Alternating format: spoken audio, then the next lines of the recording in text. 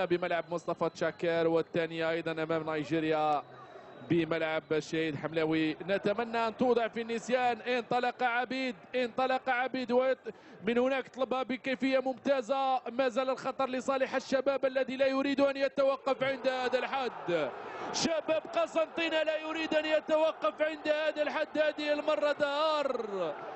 المرة دهار يظهر ويضع الفريق في المقدمة. شباب قسنطينة يقلب الطاولة على اتحاد الجزائر بعد هجمة مرتدة. يا سلام على الشباب بكيفية ممتازة وبشخصية أخرى، براسية أخرى. يسقط لامين زيماموش. كوتشينج المدرب عمراني يتفوق على بول بوت وعلى اتحاد الجزائر. هاي التوزيعة من دون رقابة دار براسية ولا أروع ولا أسهل.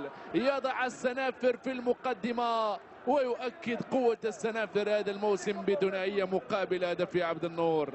حقيقة بلال تكلمنا حذاري من الهجمات المعاكسة تاع شباب قسنطينة، لأن كانت مساحات كبيرة، لاعبين كثير راهم يهاجموا فريق اتحاد العاصمة. غلطة من يايا يعني كانت كرة خاطئة في رجل